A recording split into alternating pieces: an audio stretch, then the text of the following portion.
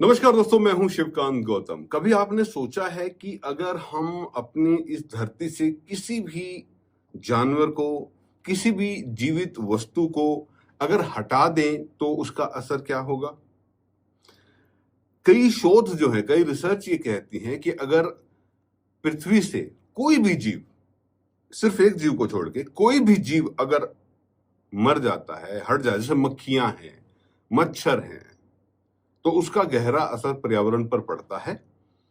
लेकिन अगर इंसान को हटा दिया जाए, अच्छा बाकी चीजों का नेगेटिव असर पड़ता है, लेकिन अगर इंसान को हटा दिया जाए तो इसका बहुत गहरा पॉजिटिव असर पड़ता है। इनफैक्ट पृथ्वी जो है वो फिर से जीवित हो जाएगी। जीवित तो अभी भी है, लेकिन जो कभी सदियों, हजारों, लाखों साल पहले थी वैसी, बिल्कुल प्योर एंड बायस। चलिए, कुत्तों को लेकर बहुत सारी बातें चल रही भाई। आवारा कुत्तों को सड़क से हटाया जाए, लेकिन कल जो शेल्टर हाउस जो दिल्ली के देखने को मिले, उनकी हालत देखकर तो ये है कि कुत्तों को हटाने की बजाय इस समस्या के निदान को ढूंढना जरूरी है। क्या इनको सबको इनका टीकाकरण हो जाए तो ठीक नहीं होगा? लेकिन आज मैं अपनी इस वीडियो में बताऊंगा कि अगर हम अपनी गलियों से कुत्तों को हटा देते हैं तो इसका हमारे इकोसिस्टम पर क्या प्रभाव पड़ेगा। कुत्तों को परेशानी का सबब जरूर माना जा रहा है, लेकिन सच में ये हमारे इकोसिस्टम का एक बहुत अहम हिस्सा है। अगर कुत्ते गायब हो गए तो पर्यावरण पर क्या असर पड़ेगा? बहुत बुरा असर पड़ेगा। पॉइंट वाइज समझते हैं, बहुत ज्यादा बड़ा पॉइंट नहीं, छोटे छोटे पॉइंट्स है।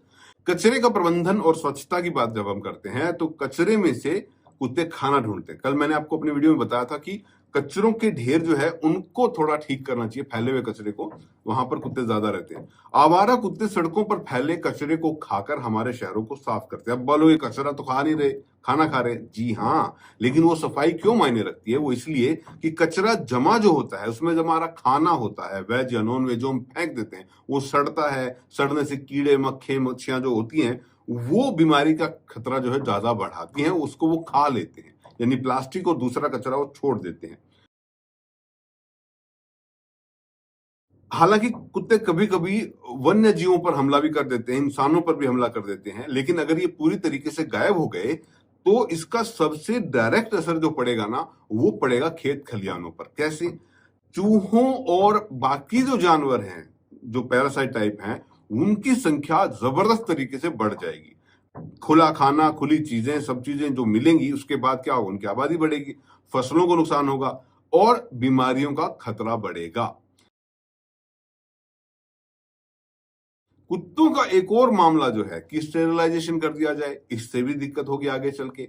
वैक्सीनेशन का प्रोग्राम जो है वो बहुत जरूरी है। अगर कुत्तों का टीकाकरण हो जाए और बिना टीकों का टीकाकरण किए इनको एक जगह पे छोड़ दिया जाए तो क्या होगा? तो दोस्तों ये होगा, इनको इकट्ठा कर दो तो ये भाई आगे अनकंट्रोल्ड प्रजनन जो है वो फैल हो जाएगा। फिर रेबीज जैसी बीमारियां हैं वो फैल जाएंगी। डब्ल्यूएचओ के मुताबिक कुत्तों को स्टेरिलाइज करके छोड़ना ही रेबीज कंट्रोल का सबसे कारगर तरीका है। तो या तो इनको स्टेरिलाइज करो या फिर इनका टीकाकरण करो। 1900 के दशक में, 1990 के दशक में, माफ कीजिएगा, एक बहुत बड़ी घटना हुई थी भारत में। अगर किसी को ध्यान हो तो भारत में गिद्धों की आबादी कम की गई थी। गिद्धों को हटाया गया था, कुछ प्लेन क्रैश हो रहे हैं, कुछ ऐसी चीजें हो रही, तो गिद्धों को गायब कर दिया गया। उसका बहुत बड़ा इंपैक्ट जो है पर्यावरण पर पड़ा था। आबादी अगर कुत्तों की कम होगी तो प्रकृति का ये संतुलन जो है ये बिगड़ सकता है। आवारा कुत्ते सिर्फ परेशानी नहीं है, बल्कि हमारे इकोसिस्टम का एक जरूरी हिस्सा भी है।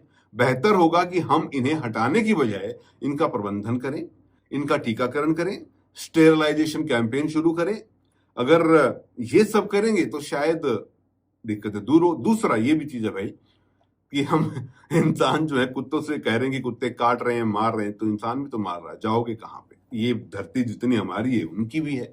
हालांकि सुप्रीम कोर्ट का जो ऑर्डर है वो कुछ अलग ही तरीके से आया है और उसको कार्यान्वित करना, उसको जो है ढांचे में ढालना थोड़ा सा मुश्किल नजर आ रहा है। बाकी देखते हैं सरकार इस पर क्या करेगी। फिलहाल तो भाई कोई भी जीव, मनुष्य को छोड़ के, हमको छोड़ के कोई भी जीव जो है वो पृथ्वी के इकोसिस्टम के लिए बहुत जरूरी है। हमने पृथ्वी को बिगाड़ा है, बाकी सब तो बचा ही रहे हैं।